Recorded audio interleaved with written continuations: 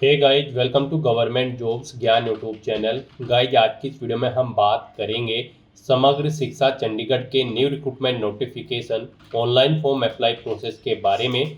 जी हाँ दोस्तों, समग्र शिक्षा चंडीगढ़ सर्व शिक्षा अभियान ने यहाँ पर जेबीटी प्राइमरी टीचर के 218 खाली पदों को भरने के लिए नोटिफिकेशन रिलीज कर दिया है। कैसे आप इस भर्ती में पार्टिसिपेट करने के लिए अपने फॉर्म अप्लाई कर सकते हो बिना कोई मिस्टेक किए हुए, इसकी पूरी जानकारी हम आपको स्टेप बाय स्टेप रजिस्ट्रेशन से लेकर प्रिंट तक इस वीडियो में देंगे। बस आपको इस वीडियो को स्किप के बिना शुरू से लेकर एंड तक देखना है। उसके बाद वीडियो पसंद आए तो इसे लाइक और शेयर कर दें। चैनल पर नए हो तो इसे सब्सक्राइब कर लें। साथ ही साथ आपको फॉर्म अप्लाई करते हुए जो जो भी प्रॉब्लम फेस हो रही है उन सभी का हल आपको इस वीडियो में मिल जाएगा। तो बिना कोई वक्त गंवाए चलिए शुरू करते हैं।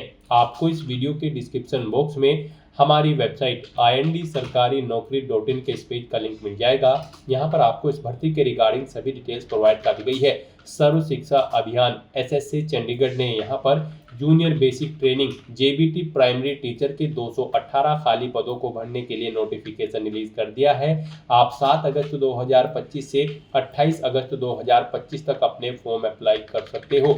ग्रेजुएट डिग्री धारक कैंडिडेट जिन्होंने यहाँ पर DLED का डिप्लोमा भी कर रखा है वो एलिजिबल हैं, अप्लाई कर सकते हैं। प्लस आपका CTT एग्जाम पास आउट होना जरूरी है इस भर्ती में पार्टिसिपेट करने के लिए। 21 से 37 साल आपकी आयु सीमा रखी गई है। जनरल OBC EWS के लिए 1000 रुपये फीस तय की गई है। SC के लिए 500 और PH कैंडिडेट के लिए कोई फीस नहीं है। फीस का अमाउंट आप ऑनलाइन मोड में जमा करा सकते हो।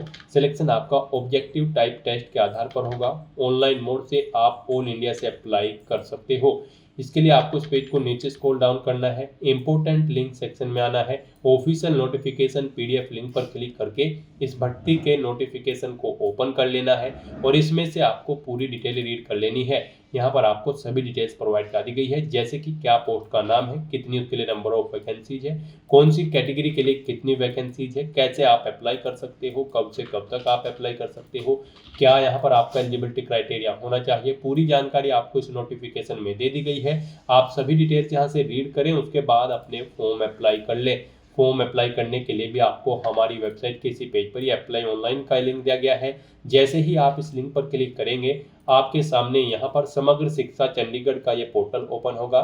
यहाँ पर आपको कुछ जनरल इंस्ट्रक्शन प्रोवाइड कराए गए हैं। फॉर्म अप्लाई करने से पहले आपको इन्हें केयरफुली रीड करना है, पेज को नीचे स्क्रॉल डाउन करना है। यहाँ पर अगर आपने पहले से रजिस्ट्रेशन कर रखा है तो गाइज आपको यहाँ पर लॉगिन की टैब पर क्लिक करना है और लॉगिन करके अपने फॉर्म अप्लाई कर लेने हैं। लॉगिन की टैब पर क्लिक करते ही आपके सामने कुछ इस तरह से इंटरफेस ओपन होगा। यहाँ पर आप अपना एप्लीकेशन नंबर एंटर करें, अपना पासवर्ड आप एंटर करें और लॉगिन के इस ऑप्शन पर क्लिक करते हुए अपने डैशबोर्ड में लॉगिन करके अपना फॉर्म अप्लाई कर लें। और अगर आप इस भर्ती के लिए फर्स्ट टाइम अप्लाई करने जा रहे हो तो सबसे पहले यहाँ पर आपको अपना रजिस्ट्रेशन करना होगा। उसके लिए आपको रजिस्ट्रेशन की स्टेप पर क्लिक करना है। Registration for junior basic teacher JBTS, आपको इस ऑप्शन पर क्लिक करना है। आपके सामने रजिस्ट्रेशन का फॉर्म ओपन हो जाएगा। यहाँ पर आने के बाद आपको अपनी बेसिक डिटेल्स प्रोवाइड करते हुए अपना रजिस्ट्रेशन कर लेना है। सबसे पहले यहाँ पर आपको पोस्ट का नाम सिलेक्ट करना है, JBT प्राइमरी टीचर, यहाँ पर आप जिस पोस्ट के लिए अप्लाई करने जा रहे हैं। फिर यहाँ पर गाइड आपको अपना फुल नेम एंटर करना है अपनी 10वीं की मार्कशीट के अकॉर्डिंग।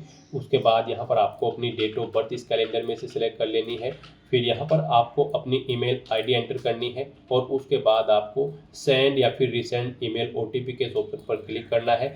एक OTP आपकी ईमेल ID पर आएगा, वो OTP आपको यहाँ पर एंटर करना है और फिर वेरीफाई ईमेल OTP के ऑप्शन पर क्लिक करके अपनी ईमेल ID वेरीफाई कर लेनी है। ऐसे ही यहाँ पर आपको अपना मोबाइल नंबर भी वेरीफाई करना होगा। यहाँ पर आपको अपना मोबाइल नंबर एंटर करना है, फिर सेंड या रिसेंड मोबाइल OTP के ऑप्शन पर क्लिक करना है। आपके मोबाइल नंबर पर एक OTP आएगा, वो OTP आपको यहाँ पर एंटर करना है और वेरीफाई मोबाइल OTP के ऑप्शन पर क्लिक करके अपना मोबाइल नंबर भी आपको यहाँ पर वेरीफाई कर लेना है। उसके बाद गाइस यहाँ पर आपको अपना आधार नंबर एंटर करना है और फिर रजिस्टर की इस ऑप्शन पर क्लिक कर देना है। इस तरह से यहाँ पर आपका रजिस्ट्रेशन सक्सेसफुली कंप्लीट हो चुका है। आपको एक एप्लीकेशन नंबर यहाँ पर प्रोवाइड कर दिया गया है। साथ ही साथ आपके रजिस्टर्ड मोबाइल नंबर और ईमेल ID पर भी आपकी लॉगिन डिटेल सबमिट कर दी गई है। उसमें आपका एप्लीकेशन नंबर और आपका पासवर्ड सबमिट किया गया है। आपको उन्हें केयरफुली नोट डाउन करके रख लेना है फ्यूचर यूज के लिए। और अब यहाँ पर गाइज आपको प्रोसीड के इस ऑप्शन पर क्लिक कर देना है। नेक्स्ट आपके सामने कुछ जनरल इंस्ट्रक्शंस ओपन होंगे। यहाँ पर आपको इन्हें केयरफुली रीड करना है, पेज को नीचे स्क्रॉल डाउन करना है और यहाँ पर अब आपको प्रोसीड टू ऑनलाइन एप्लीकेशन की स्टेप पर क्लिक कर देना है। अब यहाँ पर आपका फॉर्म स्टार्ट हो चुका है। आपको अपनी पर्सनल इन्फॉर्मेशन यहाँ पर प्रोवाइड करनी है। गाइड यहाँ पर सबसे पहले आपको अपना जेंडर सिलेक्ट करना है, फिर आपको अपने फादर का नाम एंटर करना है, अपनी मदर का नाम आपको एंटर करना है, अपना मैरिटल स्टेटस आपको सिलेक्ट कर लेना है, आप मैरिड हो या फिर अनमैरिड, अपनी नेशनलिटी आपको सिलेक्ट कर लेनी है, कैटेगरी आपको सिलेक्ट करनी है, फिर आपको इस पेज को नीचे स्क्रॉल डाउन करना है। फिर आपसे पूछा गया कि क्या आप PWD कैटेगरी कैंडिडेट हैं, अगर हैं तो आप यस करें और अपनी PWD की कैटेगरी यहाँ पर सिलेक्ट करें और अगर नहीं है तो यहाँ पर आप सिंपली नो ऑप्शन सिलेक्ट करेंगे। फिर आपसे पूछा गया कि क्या आप एक सर्विसमैन हैं, अगर हैं तो आप यस करेंगे, नहीं है तो आप नो ऑप्शन सेलेक्ट करेंगे। फिर यहाँ पर आपसे पूछा गया है कि यहाँ पर इस भर्ती में पार्टिसिपेट करने के लिए जो रिक्वायर्ड क्वालिफिकेशन है आपके पास वो है, अगर है तो आप यस करेंगे, अगर आप नो करेंगे तो फिर आप एलिजिबल नहीं होंगे। तो यहाँ पर आपको नो यस ऑप्शन सेलेक्ट करना है। इस भर्ती में पार्टिसिपेट करने के लिए आपके पास ग्रेजुएट डिग्री होनी चाहिए या फिर इसके इक्विवेलेंट किसी वेल रिकॉग्नाइज्ड यूनिवर्सिटी से, साथ ही साथ आपके पास यहाँ पर DL.Ed का डिप्लोमा होना चाहिए और यहाँ पर ये 2 साल का डिप्लोमा आपका होना चाहिए और आपका central teacher eligibility test CTET भी पास आउट होना जरूरी है इस भर्ती में पार्टिसिपेट करने के लिए। फिर आपसे पूछा गया है कि क्या आपके पास यहाँ पर ICT स्किल कोर्स का सर्टिफिकेट है, अगर है तो आप यस करेंगे, नहीं तो नो ऑप्शन सेलेक्ट करेंगे।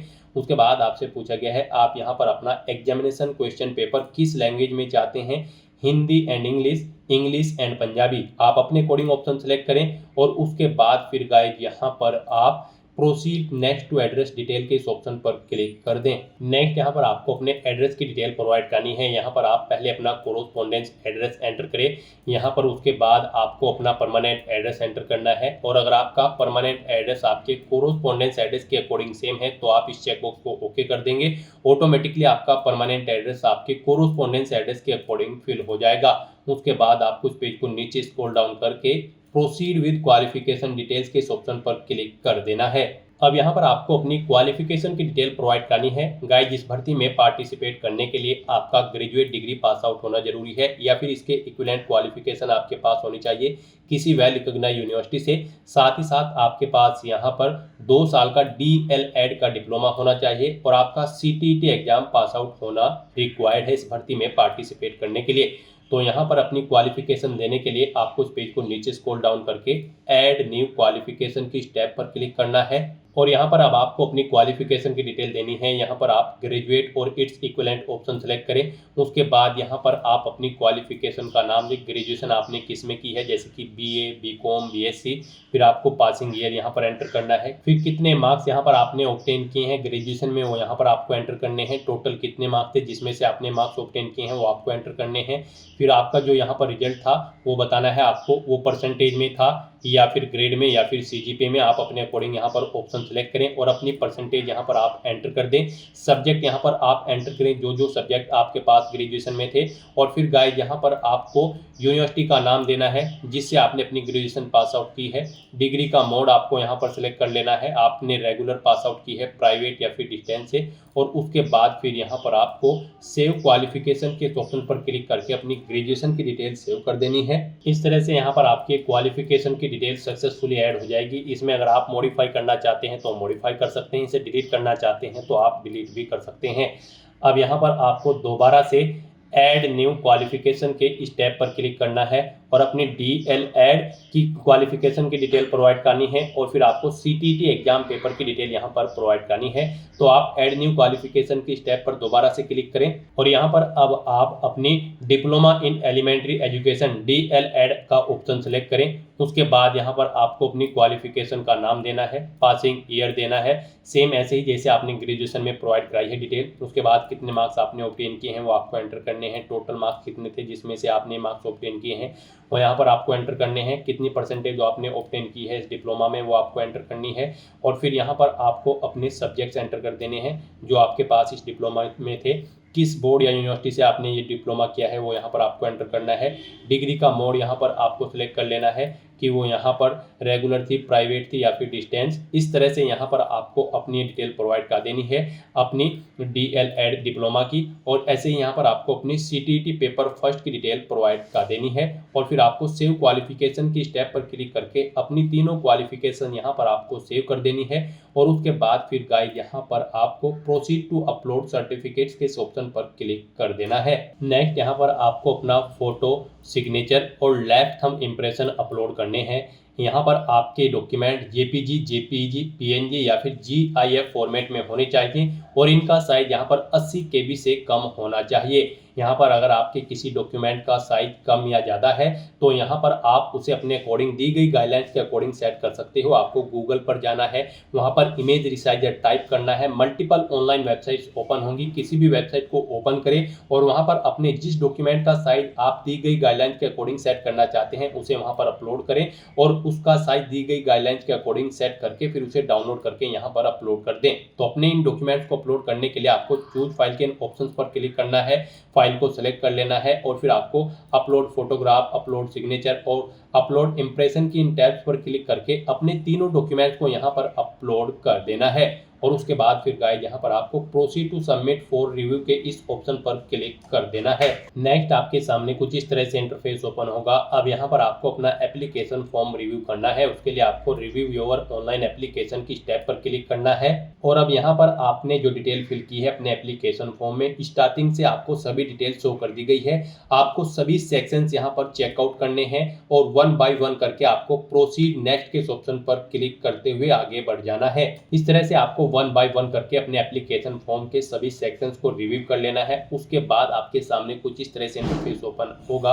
अब यहाँ पर आपको I have reviewed my application की इस चेकबॉक्स को ओके करना है और फिर यहाँ पर आपको प्रोसीड फॉर अंडरटेकिंग की स्टेप पर क्लिक कर देना है। नेक्स्ट आपके सामने कुछ इस तरह से इंटरफेस ओपन होगा। अब यहाँ पर आपको इन सभी डिटेल्स को रीड आउट कर लेना है और दोबारा से आई एग्री के इस चेकबॉक्स को ओके करना है। उसके बाद आपको यहाँ पर proceed to submit final application की स्टेप पर क्लिक कर देना है। इस तरह से यहाँ पर आपका एप्लीकेशन फॉर्म सक्सेसफुली सबमिट हो चुका है, लेकिन इसे कंसीडर आपके फीस पेमेंट के बाद किया जाएगा। अगर आप फीस क्राइटेरिया के अंतर्गत आते हैं तो यहाँ पर अब आपको आपकी कैटेगरी के अकॉर्डिंग एप्लीकेशन फीस का अमाउंट शो कर दिया जाएगा और अगर आप PH कैंडिडेट हैं तो आपको कोई फीस जमा नहीं करानी है। तो अपना फीस पेमेंट करने के लिए यहाँ पर गाइस अब आपको प्रोसीड टू पे की स्टेप पर क्लिक करना है। यहाँ पर जनरल OBC EWS कैंडिडेट के लिए 1000 रुपये फीस का अमाउंट तय किया गया है। SC कैंडिडेट के लिए 500 रुपये फीस है और PH कैंडिडेट के लिए कोई फीस नहीं है। फीस का अमाउंट आप ऑनलाइन मोड में डेबिट कार्ड, क्रेडिट कार्ड या फिर नेट बैंकिंग के माध्यम से जमा करा सकते हो। तो यहाँ पर अब आपको अपनी कैटेगरी के अकॉर्डिंग एप्लीकेशन फीस का अमाउंट पे करना है अगर आप फीस क्राइटेरिया के अंतर्गत आते हैं। अब यहाँ पर आपको अपना फीस पेमेंट करने के लिए दोबारा से प्रोसीड टू पे के इस ऑप्शन पर क्लिक करना है। अब यहाँ पर आपके सामने फीस पेमेंट का इंटरफेस ओपन हो चुका है। यहाँ पर आप debit card, credit card, net banking, UPI या फिर QR के माध्यम से आप अपना फीस पेमेंट कर सकते हो। UPI यहाँ पर आपके लिए बेस्ट ऑप्शन रहेगा। आप UPI के ऑप्शन पर क्लिक करें और यहाँ पर अपनी UPI ID एंटर करें, मेक पेमेंट के ऑप्शन पर क्लिक करें और अपना फीस पेमेंट कर दें। और अगर आप UPI ID के थ्रू अपना फीस पेमेंट नहीं करना चाहते हैं तो यहाँ पर आप शो कोड के ऑप्शन पर क्लिक करें। ये QR कोड आपके सामने शो होगा, आप इसे अपने UPI से स्कैन करें और अपना फीस पेमेंट कर दें। सक्सेसफुली फीस पेमेंट करने के बाद यहाँ पर आपका एप्लीकेशन फॉर्म सक्सेसफुली सबमिट हो जाएगा, उसकी सभी टास्क कंप्लीट हो जाएगी। उसके बाद आपको अपने एप्लीकेशन फॉर्म का एक हार्ड कॉपी प्रिंट आउट ले लेना है फ्यूचर यूज के लिए, फ्यूचर रेफरेंस के लिए, और आप अपने डैशबोर्ड में जाकर अपने एप्लीकेशन फॉर्म का स्टेटस भी चेकआउट कर सकते हो कि आपका फॉर्म सक्सेसफुली सबमिट हो चुका है या फिर नहीं। तो दोस्तों ऐसे आप चंडीगढ़ 218 JBT टीचर की इस भर्ती के लिए अपने फॉर्म अप्लाई कर सकते हो बिना कोई मिस्टेक किए हुए, स्टेप बाय स्टेप। आज की इस वीडियो में बस इतना ही। आई होप ये वीडियो आपको पसंद आई होगी। अगर पसंद आई हो तो इसे लाइक और शेयर करें, चैनल पर नए हो तो इसे सब्सक्राइब कर लें। Thanks for watching.